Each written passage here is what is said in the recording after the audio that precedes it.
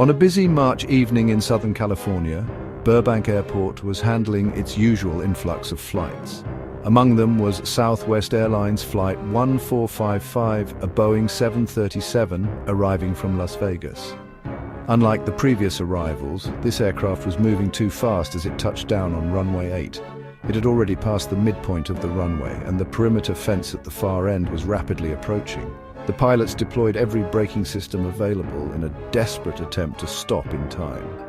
A runway overrun at Burbank would mean plowing into a dense industrial area filled with warehouses, commercial trucks, and gas stations. Would the crew be able to stop the plane before disaster struck?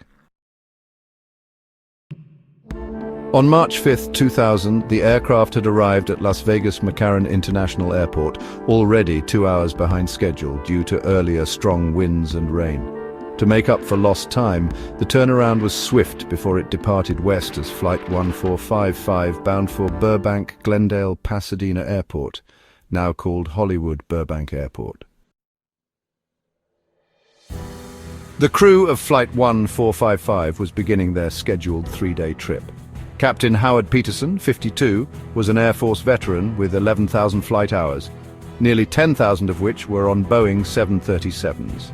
He had been with Southwest Airlines for over a decade and logged more than 5,000 hours as captain. First Officer Jeffrey Irwin, 43, had 5,000 flight hours, half of them in 737s. He also had experience as an F-16 fighter pilot in the Air Force. The aircraft was a 15-year-old Boeing 737-300, which had been in Southwest's fleet since 1994. With a single-class configuration, it could carry up to 138 passengers. Known for its efficiency, Southwest aimed for quick turnarounds and all passengers boarded in just 20 minutes. At 4:50 p.m., Flight 1455 pushed back from the gate for the short 200 nautical mile trip to Burbank. However, delays caused by air traffic meant an additional 15 to 20 minutes of taxiing before takeoff. The flight was expected to take 44 minutes, cruising over the Mojave Desert before beginning its descent over Palmdale, California. About 15 minutes before landing, the crew tuned into Burbank's automated terminal information service to check the latest weather conditions. The report indicated light rain throughout the day with overcast skies and winds from 260 degrees at 18 knots, gusting to 26 knots. Runways 33 and 26 were in use for arrivals. Based on this, the captain planned for a landing on runway 33. However, at 6:02 p.m., air traffic control updated the ATIS report, stating that wind speeds had dropped to just 6 knots. The airport switched to using runways 8 and 15. The controller instructed Flight 1455 to plan for an instrument landing system approach to runway 8.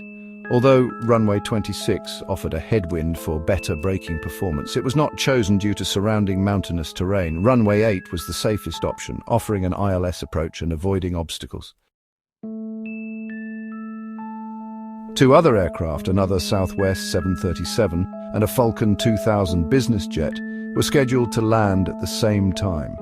Air traffic control sequenced Flight 1455 between them and requested it maintain 230 knots or greater to fit into the landing sequence.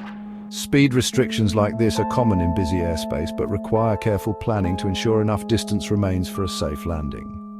At 6:05 p.m., 5 minutes before landing, Flight 1455 was instructed to descend to 5,000 feet and follow the preceding Southwest 737. The controller also offered the crew a visual approach which they accepted, meaning they would rely on ground references rather than the ILS system.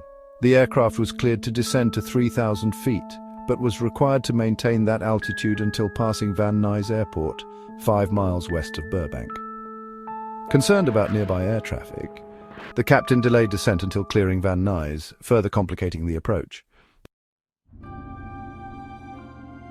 At 6:08 p.m., still at 230 knots, Flight 1455 turned onto final approach 9 miles from the runway. At this speed, only 2 minutes remained before touchdown. In an attempt to slow down, the captain deployed the speed brakes and later extended the landing gear. The flaps were gradually extended to 25 degrees, but the aircraft remained too high and too fast. 3 miles from the runway, the aircraft's descent angle exceeded the standard 3-degree glide path, requiring a steep 7-degree approach. The ground proximity warning system activated, warning of excessive descent rates with sink rate and pull-up alerts. Despite these warnings, the captain continued the landing, reassuring the first officer, "It's all right." Upon reaching the runway threshold, Flight 1455 was still moving at 170 knots, 50 knots over the target speed. Floating above the runway, it finally touched down, 2,000 feet past the threshold at 180 knots. With only 4,000 feet of pavement left, the crew deployed maximum reverse thrust and applied brakes. Once speed dropped below 158 knots, the flaps fully extended to 40 degrees, but by then it was too late to make a difference. The captain, realizing the severity of the situation, repeatedly muttered, "My fault." The aircraft sped toward the end of the runway, brakes straining to slow it down. As a last resort, the captain attempted to turn the nose wheel sharply to the right, hoping to divert onto the taxiway. However, the aircraft barely veered before breaking through the airport fence and colliding with a passing car. The 737 finally came to a stop just feet away from a gas station. Miraculously, the driver of the car and her 4-year-old child were unharmed. On board, passengers panicked. The impact deployed an emergency slide at the front, blocking the main exit. The jump seat, where 2 flight attendants sat, collapsed. With no immediate instructions from the flight crew, the cabin crew waited to determine if an evacuation was necessary. Eventually, the captain announced over the intercom, "Folks, please remain seated. We are all right." He then muttered to himself, "Well, there goes my career." The National Transportation Safety Board investigation concluded that the crash resulted from the flight crew's decision to continue an unstable approach at excessive speed. The pilots failed to slow the aircraft at the appropriate time, leading to a dangerously fast landing.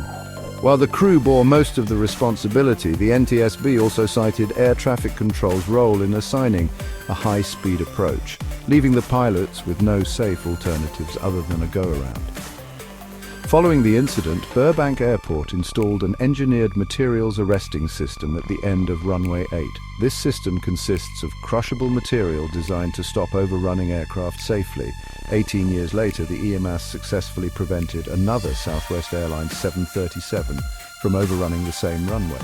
Flight 1455 serves as a reminder of the critical importance of stabilized approaches, strict adherence to landing procedures, and the need for pilots to execute a go-around when conditions are not favorable for landing.